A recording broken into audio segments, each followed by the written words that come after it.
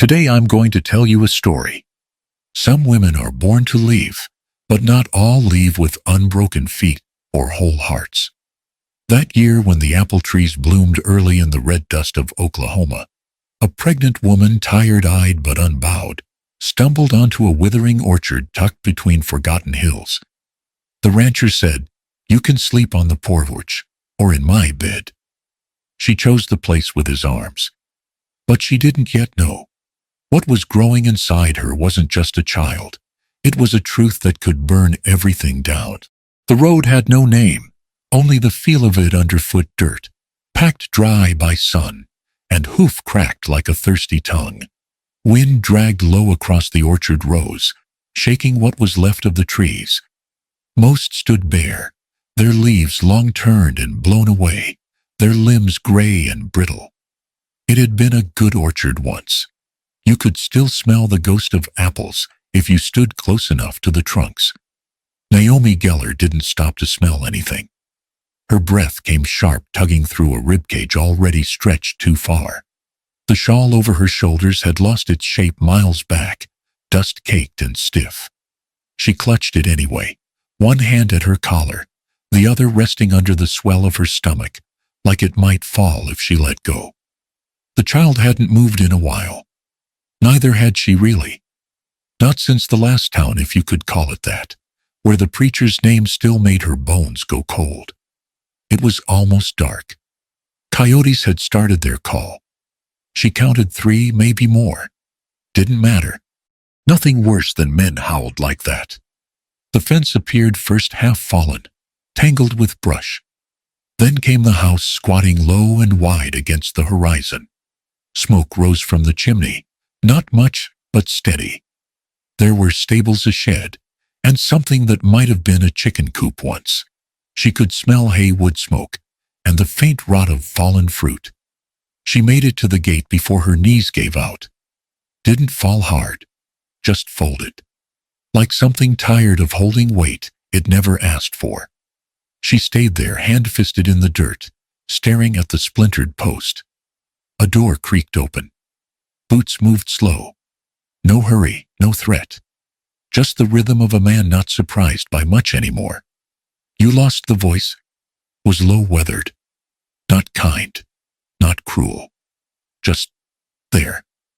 Naomi looked up, blinked dust from her lashes. The man was tall, built like someone who used his body more than his words. He wore a shirt rolled to the elbow sleeves, dark from work. His hair was sun-faded jaw, rough with a few days' growth. She opened her mouth. Nothing came. Her throat scratched dry. She tried again. "Not lost," she managed. "Just don't got anywhere else." He nodded once, like that made sense. "You hurt?" "No." She was, but not where it showed. He squinted, took her in. "Ain't much here but quiet and fence posts. You hungry?" She shook her head, but her hands betrayed her shaking just enough to answer for her. He gestured toward the porch. "Come on. You can sit a while." She hesitated. Strangers didn't offer porches unless they wanted something in return. But her legs didn't care. They moved without consulting her pride. The steps creaked under her weight. She sank onto the top one, letting her back lean against the post. The wood was warm from the sun. The sky had turned lavender behind the ridge. The man stood a few paces away, arms crossed. "You can sleep out here," he said after a moment. "Or—" She turned to look at him. He didn't finish the sentence, like it was some kind of test. Just let it hang between them, like the scent of smoke. "Or in my bed," he said finally. No strings, just warmer in there. Naomi studied his face. No smirk, no leer. Just lines from sun and time. A man who probably didn't talk more than he had to. She wiped her palm on her skirt. "I picked the one with arms," she said softly. That surprised him. Not what she said, how she said it. Plain. Final. He gave the smallest nod, then turned toward the door. "Name's Thatcher Rowe," he said over his shoulder. She followed him in. "Naomi," she said. Naomi Geller. And just like that, the wind outside kept blowing, but for the first time in weeks, she wasn't running anymore. The cabin wasn't large, but it was solid. One room, one hearth, a table with 3 chairs and a bed, tucked against the far wall, beneath a window that hadn't seen new glass in years. The wood creaked beneath Naomi's boots as she stepped inside. Her shawl clung to her shoulders, stiff with dried sweat and wind. Thatcher pointed toward the bed. Sheets are clean. I changed them this morning. Wasn't expecting company. She didn't smile, but she gave a small nod and crossed the room. The mattress sagged a little when she sat. It smelled like soap and old wood. There was nothing soft about it, but she didn't need soft. She needed safe. Thatcher turned his back to her, stoked the fire, then moved to the corner near the door, where he laid out a blanket and pillow on the floor. He didn't make a show of it, didn't say anything more, just moved like a man who'd done this before. He took off his boots, crossed his arms behind his head, and leaned back against the wall. The rain came slow at first, then steady. It tapped the roof in uneven rhythms, like fingers on a drum. Naomi laid down without undressing, hands still wrapped over her belly. The baby shifted just a twitch, like it had heard the sound of water, and remembered something from before the road. No one spoke. The silence wasn't awkward.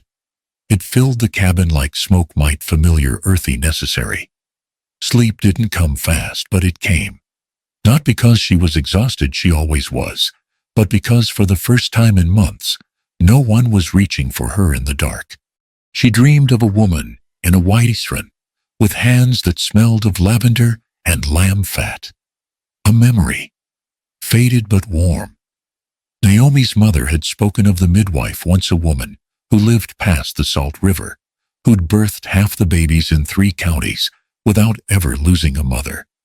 Naomi had gone looking for her with nothing but a name and a direction, but by the time she'd reached the edge of the canyon, she learned the woman had passed 3 winters ago.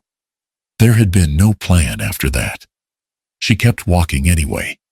Some folks would call it foolish. Naomi called it surviving. Maybe that's what led her to Thatcher's orchard, barely breathing, nowhere else to go.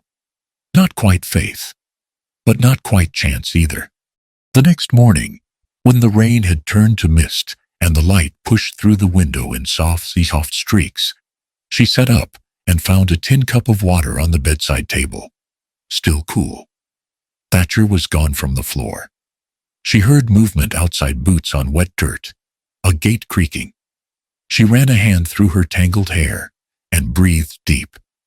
The baby kicked once, then went still again. She got up slow, one hand on the bedpost. On the table, a plate with a slice of cornbread sat under a tin lid. She hadn't asked. He hadn't offered aloud. But it was there and warm. When she stepped out onto the porch, she saw him in the pasture beyond, mending a fence. A girl stood near the barn, a young teenager, dark-haired, eyes sharp, arms crossed. She didn't wave, didn't speak, just watched. Naomi nodded. The girl didn't nod back, but she didn't look away either. Later, Thatcher would introduce her as Lily, his sister. Mute since she was 8.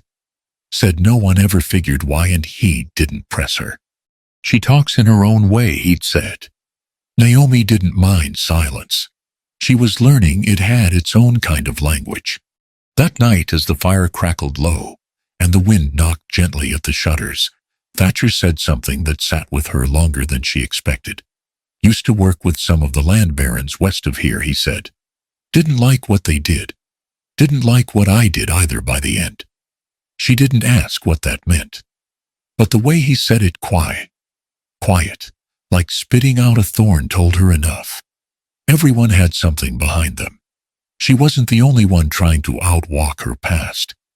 If you've ever lived through years too heavy to put into words, don't forget to follow. Here we don't just listen to stories, we remember together. The days settled into a rhythm, not steady, but enough. Naomi kept mostly to herself at first. She folded laundry she didn't wash, mended seams that didn't need it, anything to keep her hands from shaking. The cabin was small but clean, the kind of clean that came from habit, not PA. She noticed things: how the floor near the hearth had been worn smooth by pacing, how the table only had 2 chairs, though there were 3, how the girl Lily never spoke, but always seemed to know what needed doing before anyone said it. Thatcher didn't speak unless he had to. He worked from dawn and came in with dirt on his forearms and pain in his hair. He fixed fence posts, stacked firewood, fed livestock with yet certainty. Naomi watched him, not with interest exactly, but with the kind of alertness born from caution, from needing to know which way a man might turn if the wind shifted. But he didn't turn, not toward her, not away. She offered to help. The first time he hesitated, looked at her like she might break in his hands. But she didn't. She hauled buckets, gathered eggs, raked leaves into tidy piles. Lily watched her sometimes, then joined without a word. They didn't need much talking. Naomi had always been better with pictures anyway. One afternoon she found a bit of charcoal near the hearth and began sketching on an old scrap of canvas. Just shapes at first. Then outlines, branches, a woman's hands, the curve of a baby's cheek. Lily knelt beside her, watched, then pointed to herself. Naomi smiled and nodded, sketching the girl's face in quick, soft strokes. Lily stared at the finished sketch, like it was the first time she'd seen herself outside a mirror. She didn't smile, but she touched the page, and then touched Naomi's wrist, light as wind. That was enough.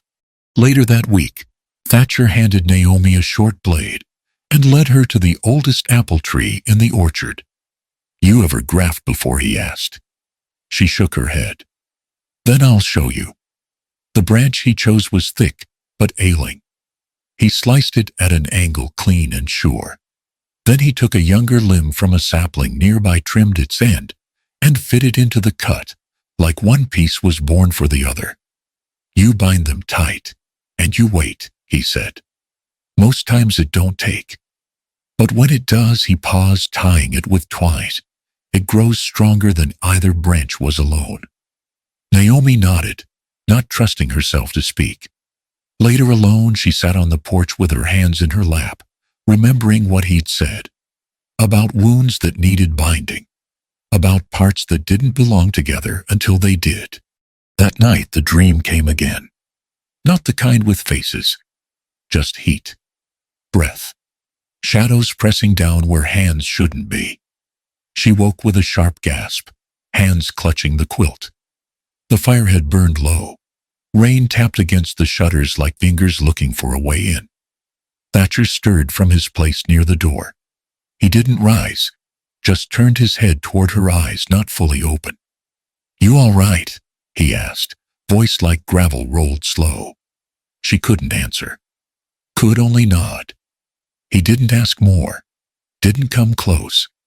Just reached to the side, stirred the fire back into a soft glow, and let the warmth rise into the dark.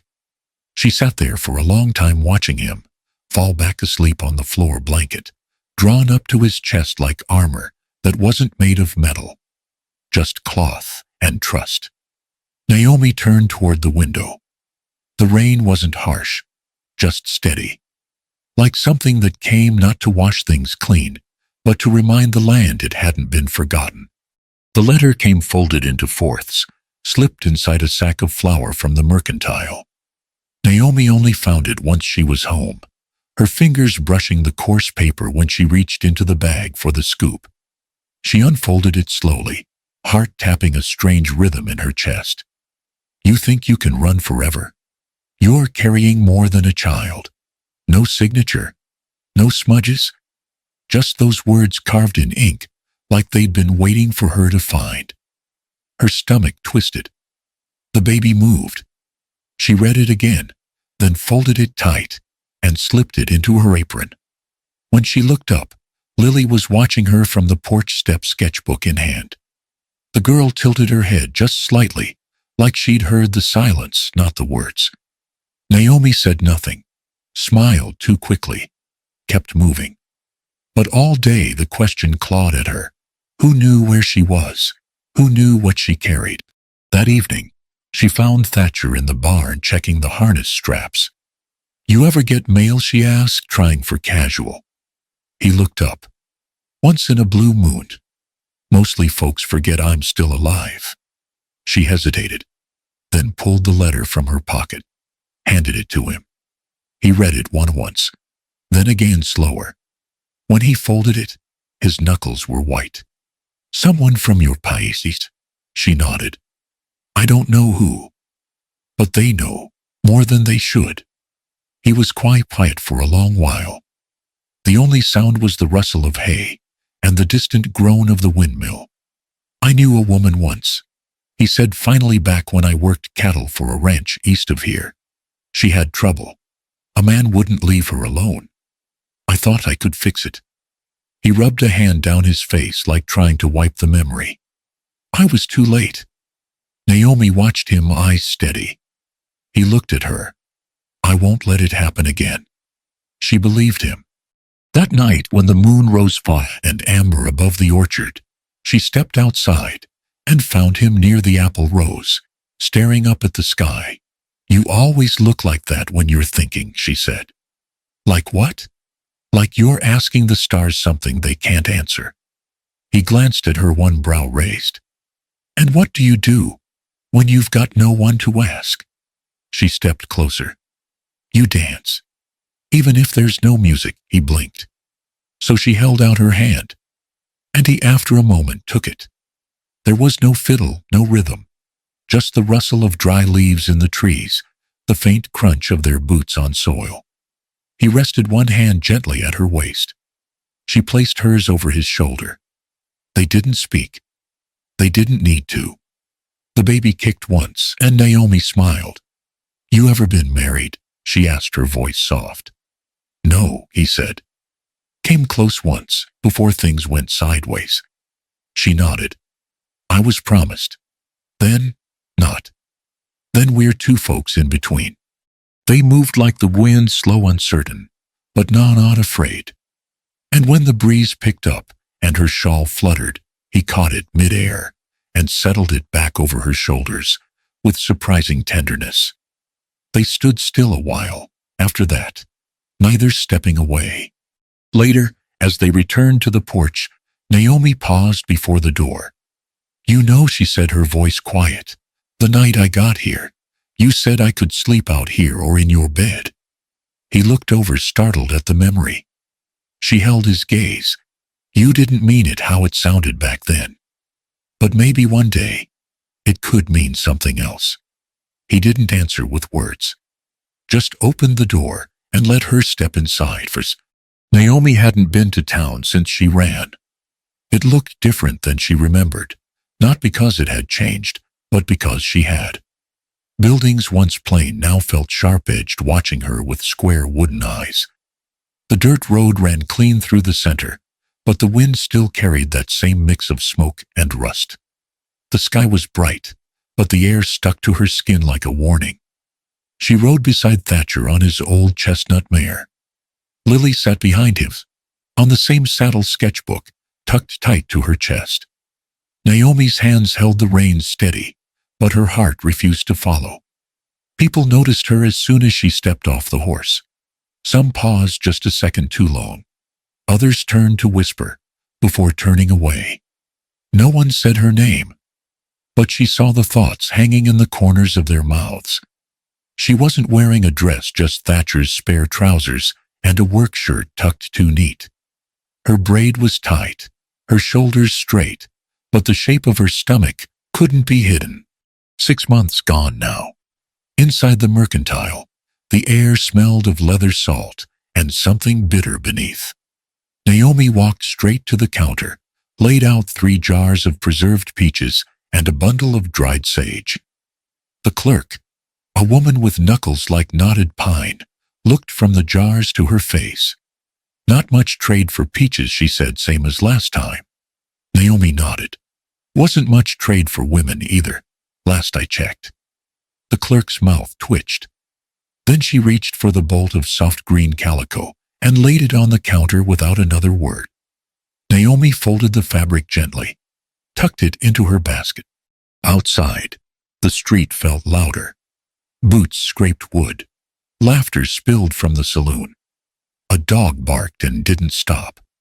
She was halfway down the steps when she heard a voice behind her. Miss Naomi Geller. She stopped cold. No one called her that anymore. Slowly she turned. There he stood tall, clean-shaven coat too fine for the dust it walked through. Reverend Amos Geller. Mayor now. Preacher still. And father to the child turning slow beneath her ribs. He looked stunned, but not frightened. Not yet. Well, he said, smile half-carved, I'll be. Folks said you vanished. That you met some misfortune on the road. Naomi's jaw clenched. I didn't. His eyes dropped to her stomach, then flicked back up. You're looking well, he said. She didn't answer. Thatcher had stepped off the boardwalk by then, standing just behind her. He didn't touch her, didn't speak, but the space between them changed. Amos noticed. You've made friends, I see. His voice stayed even, but there was a tightness to it now. You should come by the church, Miss Geller. God forgives. Naomi's voice came soft but steady. Does he also forget? Amos didn't answer. Didn't need to. His silence was louder than a shout. He tipped his hat just slightly. You take care now. As he walked away, Naomi felt her knees lock against the weight of air. The dust around her swirled like smoke from a match just blown out. Thatcher's hand brushed her back, light like asking permission. You all right? He asked. Naomi nodded, but her fingers curled tighter around the fabric in her basket. And in her chest something ancient stirred. She wasn't running anymore. They came at dusk. 2 deputies, both in brown coats and with too much pride in their spurs, rode up the trail, with the kind of posture that said they weren't just passing through. Thatcher stepped out onto the porch before they dismounted. His rifle wasn't in hand, but it didn't need to be. Evening, the first deputy said, pulling off his gloves. We're looking for a woman named Naomi Geller. Any reason you'd be looking for her? Thatcher asked, voice calm. Town orders. Says she's involved in a matter of moral disturbance. He pulled a folded paper from his coat pocket and waved it like it meant something. Thatcher didn't even glance at it. That ain't a warrant, it's a request. A man can request anything, Thatcher said, stepping off the porch. But unless you got a piece of paper signed by a judge, you ain't taking anyone off my land. The second deputy looked uneasy. Young. Not ready for a fight that wasn't his. The older one stood his ground. You're interfering with the law. I'm interfering with bull, Thatcher replied, quiet and firm. You come back with a real warrant, or you don't come back at all.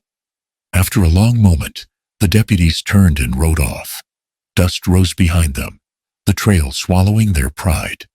Inside the cabin, Naomi stood by the window, one hand on her belly, the other gripping the edge of the sill.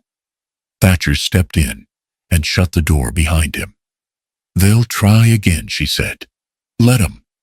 But her knees buckled before she could sit, and he caught her strong hands under her arms. It's close, she whispered. The baby's coming. That night, the orchard was silent, except for the wind through dry branches and the sound of water boiling in the iron pot. Lily moved like she'd done this before, gathering cloth, laying out herbs, tying her long hair up, without a word. Naomi didn't ask how she knew what to do. Some knowledge doesn't come from books. The pain came hard and fast. Naomi gritted her teeth. Sweat slicked her brow. And when it felt like something might tear in half inside her, she cried out, not from fear, but from all the things she hadn't said. Then Lily's hand touched hers, firm, steady. And then just above the sound of wind and fire and breath, stay. One word. After years of none, Naomi blinked through tears. Lily didn't look at her, just kept holding her hand like she'd been waiting for the right moment all this time. Thatcher didn't step inside until hours later. When the crying started sharp, tiny alive, he stood just outside the door, one hand pressed to the frame. Inside, Naomi held the child close to her chest. A girl, small but strong-lunged. Lily wrapped her in the blanket Naomi had sewn from scraps of her childhood dress, a soft yellow, faded from years but still warm. The cradle stood ready by the fire. Thatcher had built it from old barn wood, smoothing every edge by hand. Carved an apple blossom into the headboard, simple but deep. A few days later, as the cabin settled into its new rhythm of soft crying and firelight, a quiet tension began to grow. Thatcher stood near the barn one evening, watching Lily sweep the porch, his face drawn. Naomi came to stand beside him. "She's better since you came," he said. "I didn't mean to change things," Naomi replied. He didn't look at her. "Maybe that's what worries me. You thinking of sending me away?" "I thought about it." Naomi didn't answer, just stepped back inside. Later that night, when she went to fetch water, Lily met her at the door, eyes sharp. In her hands, an old charcoal sketch.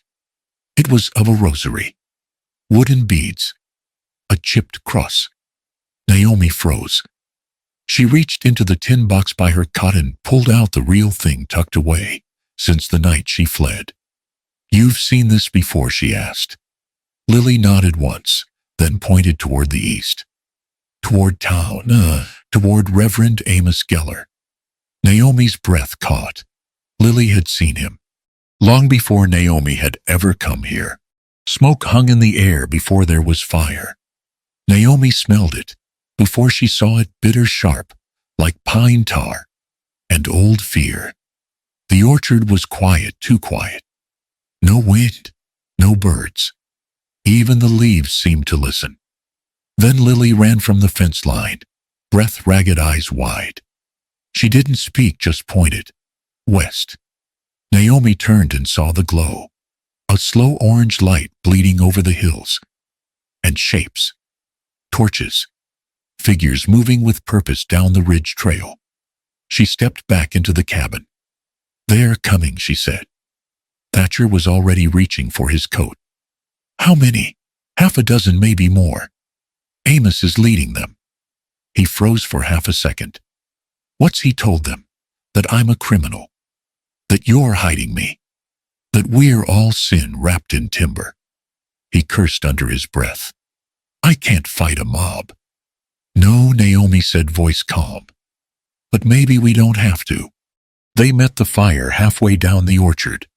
Thatcher stood to one side, unarmed but steady. Naomi beside him, holding their child wrapped tight in a yellow blanket. Lily behind them, barefoot, but unflinching. Reverend Amos Geller rode at the front, coat flapping, torch in hand, like some prophet from a burned book. "She's got no place here," he shouted, voice rising with the flames behind him. "She brought it shame. Then lies, now a bastard child. And this man, this rancher, you're all helping her run from the truth." The men with him shifted. Some looked angry. Some looked confused. A few glanced back toward town. "She's hiding nothing," Thatcher called out. "She came here broken. Now she's whole. That's not sin. That's healing." "She's yours then," Amos snarled. Thatcher didn't blink. "She's her own. But I'd fight for her all the same." A murmur rippled through the crowd. Then Naomi stepped forward. Enough, her voice was clear, louder than she thought she could manage. The baby didn't stir. "You want truth, Reverend? Fine. Let's speak it plain." She raised the wooden rosary in her hand. "This you gave me, this. The night you took what wasn't yours. The night you told me God forgives secrets." Gasps. Low. Disbelieving. Amos went pale, then Ray said, "You lie." "I don't," Naomi said, steady now. And I'm not the only one who's seen this. She turned to Lily, who stepped forward with her sketch. The same beads, the same cross. She saw you years ago. And she remembered. Amos shook his head. They're lying, no, a new voice said from the side. The crowd parted as the shopkeeper from the mercantile stepped forward. The woman with the pine-knotted hands. I saw you once, she said to Amos. Back behind the church house, when you thought no one was looking. With that girl. She pointed to Naomi. Amos turned to the others. You believe gossip and drawings over the word of God. We believe what we see, another voice said. Then, afresh from the back, Naomi didn't know his name called out. Ain't no preacher rides with fire, unless he plans to burn truth with it. The crowd began to shift, torches lowered. One man dropped his, entirely letting it hiss out in the dirt. Amos looked around, saw the tide turning. He reached for his coat, but didn't pull a weapon. Didn't say a word. He turned his horse and rode back toward town. Alone. Naomi stood in the orchard long after they'd gone. The baby slept against her chest. Thatcher came to her side, took her free hand. You didn't flinch, he said. I've been flinching for years, she replied. It was time I stopped. He squeezed her hand. I said once, you could sleep on the porch or in my bed.